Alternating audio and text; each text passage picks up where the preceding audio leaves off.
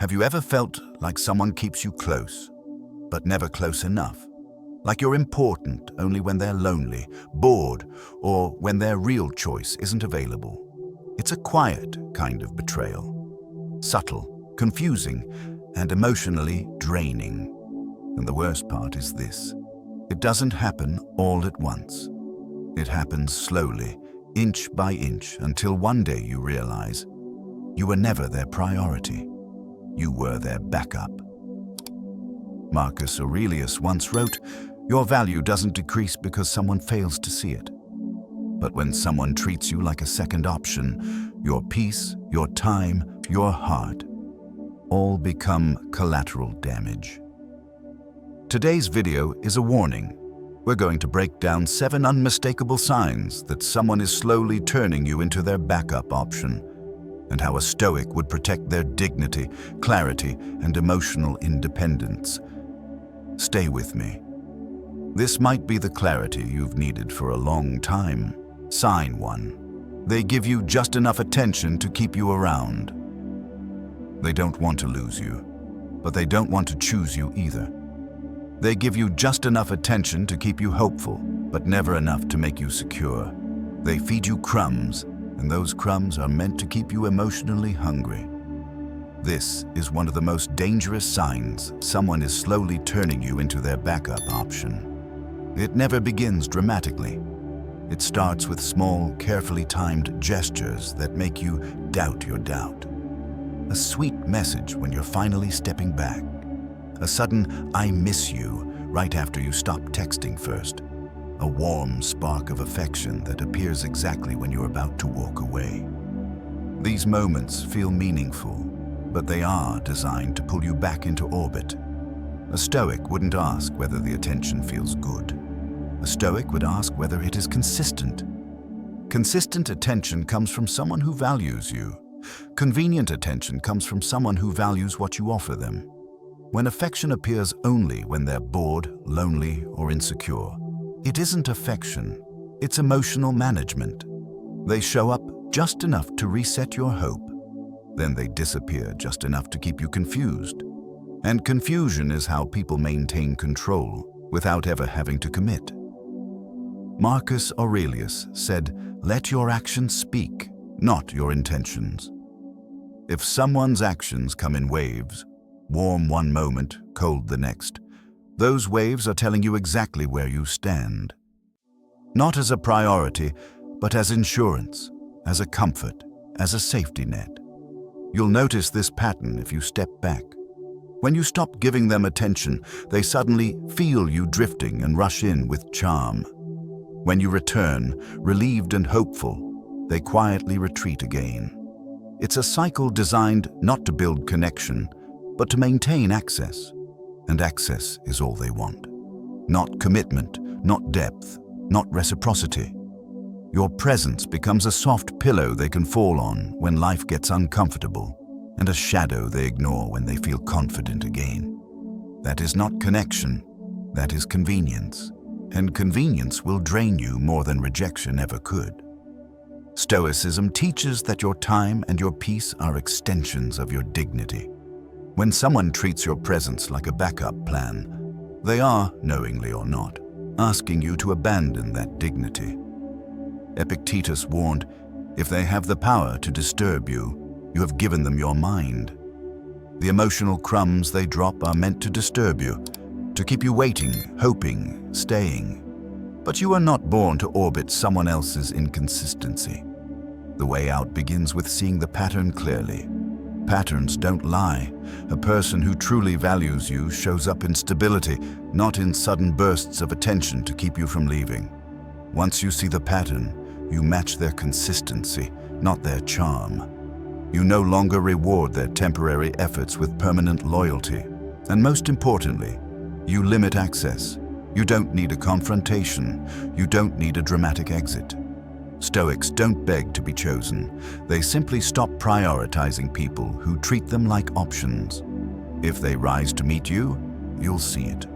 If they don't, clarity is your gift. You do not stay where you are, only needed occasionally. Sign 2. They disappear when you need them the most. When you need them, they vanish. When they need you, they appear out of nowhere. Their absence is never accidental, it's strategic. And nothing reveals your place in someone's life like the moments they choose not to show up. There's a painful truth many people avoid. Someone who sees you as their backup option will only be present when it benefits them. When you need support, clarity, presence, or effort, they fade into the background like you were never part of their world.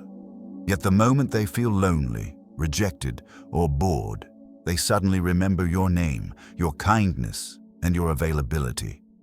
This push and pull cycle isn't confusion, it's a pattern. A person who is genuinely invested in you doesn't selectively disappear during the hardest moments. They don't stay silent when you're overwhelmed. They don't pretend they didn't see your message when you clearly needed comfort. The disappearance is a choice, a quiet declaration of priorities.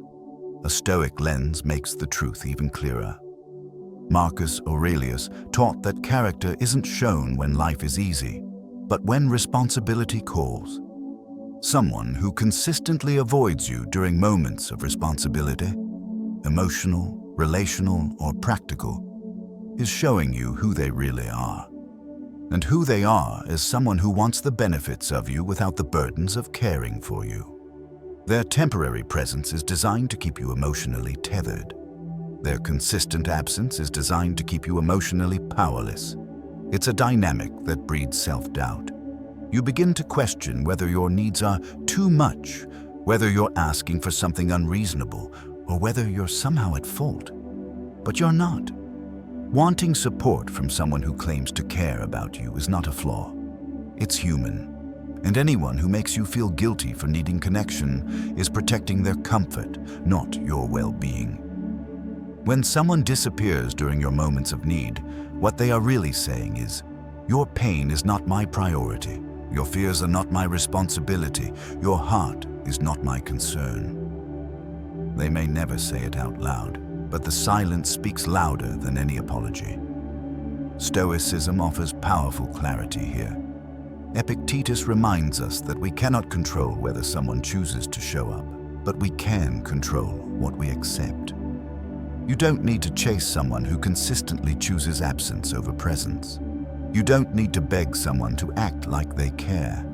You don't need to convince someone that your feelings matter. Instead, you observe. You breathe. You detach. You allow their disappearance to teach you the truth, not about your worth, but about their capacity. People who vanish when you need them the most are telling you the story of their emotional maturity, their priorities, and their intentions. And that story is your freedom. Because once you see the pattern, you stop waiting. Once you stop waiting, you stop hoping for inconsistency to become love. And once you stop hoping, you reclaim your power. Someone who disappears during your storms does not deserve to stand with you in your calm. Sign 3. They avoid defining the relationship but want all the benefits. They refuse to define what you are, but they still expect you to act like you belong to them. They reject labels, but they don't reject the comfort you provide. They want your loyalty without offering clarity. And the more confused you are, the more control they have. This dynamic is not accidental. People who treat you as a backup option thrive in ambiguity because ambiguity lets them enjoy emotional benefits without any responsibility. If they can keep you close without committing, they get partnership without accountability, affection without effort, and connection without sacrifice. You become the emotional safety net they go to when their preferred source of attention fails. Notice how they respond whenever you bring up clarity. They change the subject. They joke. They say, "Why complicate things?" Or, "Let's just go with the flow." But go with the flow always flows in their direction. It keeps them free while keeping you emotionally invested. It's not peace. It's avoidance dressed as freedom. A Stoic would ask one simple question. If it's real, why can't they acknowledge it? Because truth doesn't fear clarity. Care doesn't fear definition. Intentions don't fear honesty. What fears clarity is someone who wants the illusion of closeness without the reality of commitment. The emotional trap here is subtle. They give you enough connection to make you hope, but never enough certainty to make you secure. You feel chosen one day and invisible the next. You feel close when they want comfort and distant when they want freedom. That emotional swing keeps you checking your phone, replaying conversations, questioning what you did wrong. When the truth is, you did nothing wrong. They simply don't want what you want, but they do want what you give. Stoicism teaches that anything undefined creates instability. Marcus Aurelius wrote that confusion is often a sign of misplaced expectations. When someone's actions and words constantly contradict each other, the contradiction itself is the message. They aren't confused, they are comfortable. And they want you confused so you won't ask for more. The real danger is that tolerance becomes self-betrayal. When you accept vague answers, you unintentionally teach them that your boundaries are flexible. When you settle for undefined, you send a silent message. I will wait, I will adapt, I will accept less. But you were never meant to shrink to fit someone's indecision. There is power in clarity, even when the truth stings. The moment you stop allowing ambiguity, the dynamic changes. Either they rise to meet your clarity, or their distance exposes what they never intended to offer. You don't need an ultimatum. You don't need drama. Stoics choose truth over fantasy, boundaries over wishful thinking. Your worth doesn't require someone else's label. Your value doesn't depend on someone's willingness to define what you are. If someone truly wants you, they won't fear choosing you. Love doesn't hide in the shadows of confusion. Only convenience does. Sign 4. They come back. Only when their first choice fails, they disappear when someone else excites them, and reappear the moment that person disappoints them. They return not because they choose you, but because their plan A didn't choose them. You're not their priority, you're their fallback. And the timing of their affection exposes everything. This behavior reveals one of the clearest patterns of someone who views you as a backup option. They treat attention like a revolving door. When someone new enters their life, you're pushed aside. When that connection collapses, they suddenly remember how special you are. Their timing is never rooted in genuine care. It's rooted in emotional convenience. You can feel the pattern if you pay attention. They reach out only when they're lonely, rejected, or craving validation. They don't come back with clarity, apology, or growth. They come back with nostalgia, sweet words, and just enough softness to reopen the door you tried to close. And because you care, it's easy to mistake their return for meaning, when it's really just needed. A Stoic mind asks a harder question. Do they choose me when they are full, or only when they are empty? This question cuts through illusions. If someone values you only when life disappoints them, they're not choosing you. They're choosing comfort. They're choosing familiarity.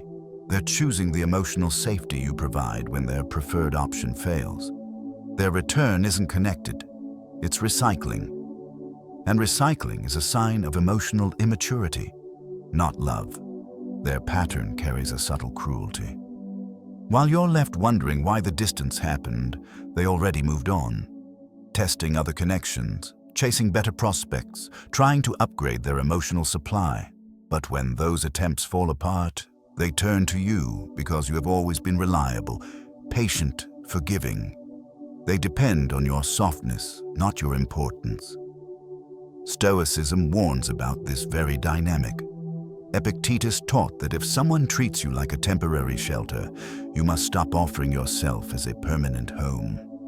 People who only return when life hurts them are not offering partnership, they're seeking relief. And relief is temporary, fragile, and emotionally draining for the one giving it. The emotional cost is painful. You begin to hope that this time means something different. You believe the renewed attention signals change. But soon, the same pattern repeats. They leave when someone new appears, and you are once again pushed into silence until life disappoints them again. Every return reopens the wound. Every exit deepens it. The way out begins with recognizing that someone's pattern is their truth. If they come back only when another door closes, you're not being chosen. You are being used. You don't need to confront them. You don't need to justify pulling away. A Stoic protects their dignity by limiting access to those who treat them as emotional convenience. Your heart deserves someone who shows up without competitors, without replacements, without alternatives. Someone who doesn't choose you when they have options will never choose you when they run out of them. Sign 5. They treat your time as replaceable. They cancel plans without hesitation. They show up late but expect you to be on time. They assume you'll always be available because you always have been. And the moment someone treats your time as replaceable, they reveal exactly how they see you. Time is not just hours on a clock. Time is energy, intention, and emotional presence. When someone repeatedly disrespects your time, they're really disrespecting the space you hold in their life. They cancel plans at the last minute because they know you won't push back. They keep you waiting because your frustration is a price they assume you'll always pay. They delay responses, reply when convenient, and expect your patience to stretch endlessly. This is not forgetfulness, it's conditioning. They've learned that your time bends around their inconsistency, and once someone learns that, they will never stop, unless you do. A Stoic perspective cuts straight through the illusion. Marcus Aurelius wrote, "You could leave life right now. Let that determine what you do and say and think." To a Stoic, time is sacred, the most valuable thing you own. When someone treats it casually, they are telling you your presence is an endless resource, something they can access whenever their preferred plans fall apart. They don't do this with people they fear losing. They don't do this with people they respect deeply. They don't do this with people they prioritize. They do it with people they believe will always stay. That's the painful truth. And because you care, you try to be understanding. You tell yourself they're busy, stressed, overwhelmed. You give them the benefit of the doubt. But notice something important. Their busyness never stops them from making time for others. Their stress never stops them from planning things with someone else. Their overwhelm never stops them from responding quickly when it benefits them. The selective effort is the message. A Stoic would never ignore the message.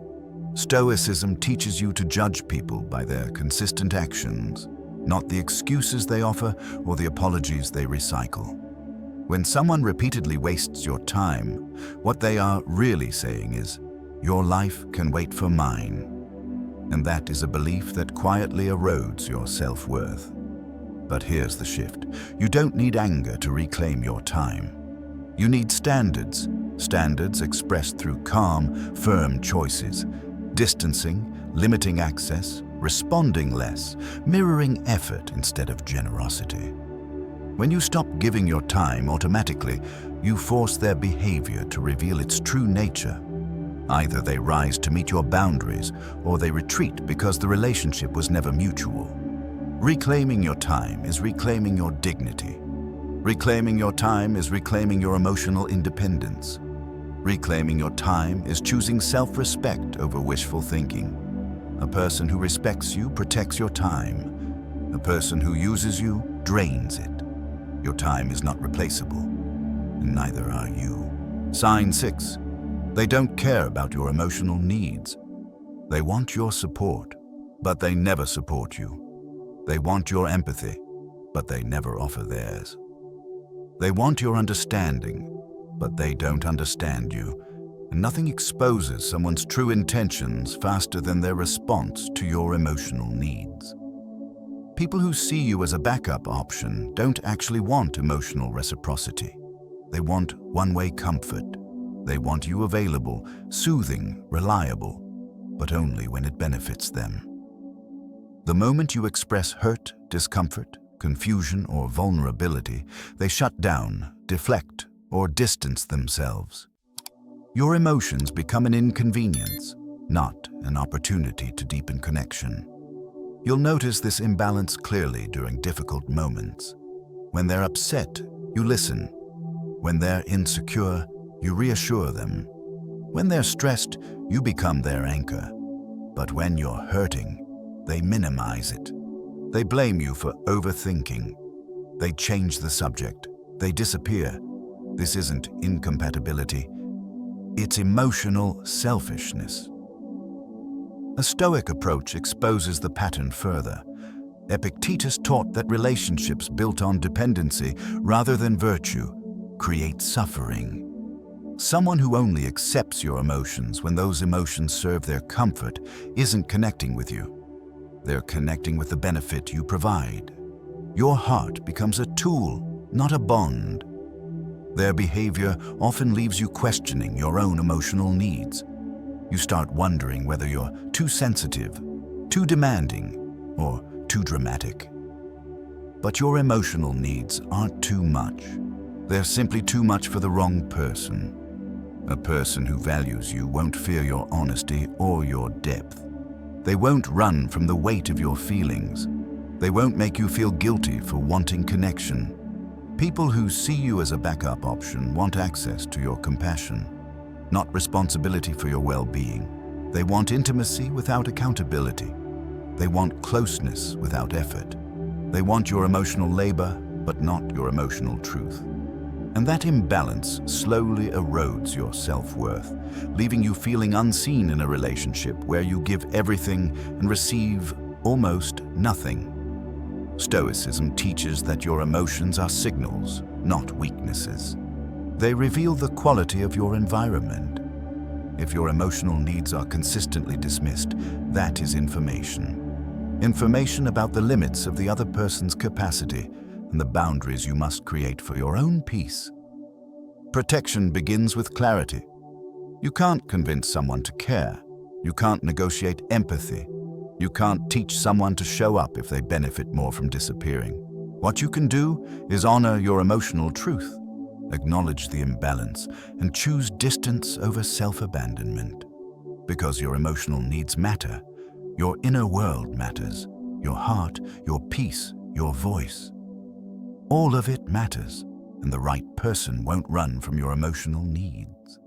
They will meet them with presence, not defensiveness, with curiosity, not dismissal, with effort, not silence. Anyone who ignores your emotional needs does not deserve emotional access to you. Sign 7.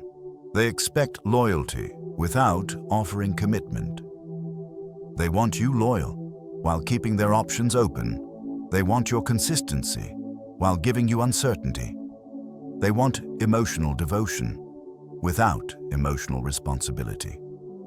And that imbalance is the clearest sign you are being treated as a backup option. This dynamic is deeply manipulative because it traps you in a moral conflict. You want to be loyal because that's who you are.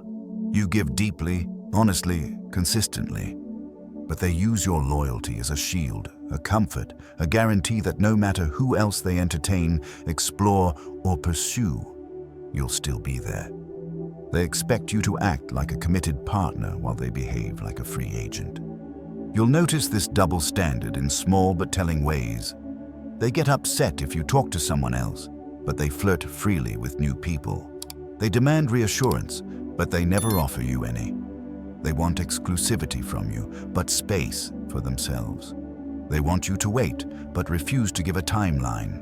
And the moment you ask for clarity, they accuse you of pressure. A Stoic mindset exposes this imbalance immediately. Marcus Aurelius wrote that relationships must be rooted in mutual virtue, not asymmetrical desire. When one person operates with integrity and the other operates with convenience, harmony becomes impossible. Someone who truly values you will choose commitment with their actions, not negotiate loyalty from your fear of losing them. Their strategy relies on maintaining emotional leverage. As long as you're loyal, they never truly lose you. As long as they avoid commitment, they never risk being held accountable. By keeping you loyal but unchosen, they protect themselves from responsibility while still enjoying the benefits of your presence, your support, and your emotional investment. This creates a painful psychological trap. You begin to believe that if you stay loyal long enough, they'll eventually see your worth. You hope that patience will transform into commitment. But patience doesn't change someone who benefits from your waiting. It only reinforces their behavior. They don't commit because they don't have to. Your loyalty gives them everything without requiring anything in return. Stoicism teaches that loyalty must be guided by virtue, not longing. Epictetus warned that attachment to someone who does not reciprocate only weakens your sense of self. Loyalty becomes self-betrayal when it is given to someone who refuses to meet it with clarity, presence, and honor. Commitment must be mutual, not extracted, not demanded, not manipulated. The moment you step back, everything becomes clearer. Loyalty without commitment is exploitation. Loyalty without reciprocation is an imbalance. Loyalty without respect is emotional captivity. And you do not owe anyone that version of yourself. The right person won't fear committing to you. They won't ask for loyalty they don't plan to return. They won't treat your devotion as a safety net. They will meet your loyalty with their own. They will choose you without hesitation. They will honor what you give with what they bring. Anyone who demands your loyalty while refusing commitment is not protecting your heart. They're protecting their options. When all 7 signs finally click, something shifts inside you. You stop romanticizing mixed signals. You stop waiting for someone who only shows up when it benefits them. And you begin to see clearly what a Stoic always knew. Consistency is respect, and anything less is a slow betrayal of your worth. This clarity is your turning point. Not to fight, not to plead, but to act. And action begins with boundaries. A boundary isn't anger, it's self-respect in sentence form. Use calm, direct lines like, "I don't accept last-minute changes," or "I don't stay in unclear connections." Shift responsibility with, "This part is yours to handle, not mine." End emotional loops with, "I've said what I need. I'm stepping back now." Boundaries aren't punishments. They're filters that protect your peace, your time, and your dignity. And once you set them, the wrong people fall away, and the right ones step forward. You've just walked through the 7 unmistakable signs that someone is slowly turning you into their backup option. The mixed signals, the disappearing acts, the emotional one-way street, the avoidance of commitment, and the quiet erosion of your worth. Seeing these signs doesn't make you bitter, it makes you free. Because clarity isn't punishment, it's protection. Now it's your turn to practice what we covered. Pay attention to patterns. Set boundaries with calm firmness. Match consistency, not charm. And most importantly, choose yourself before choosing someone who only chooses you when it's convenient. Thank you for staying until the end. It means you're committed to your growth, your dignity, and your peace.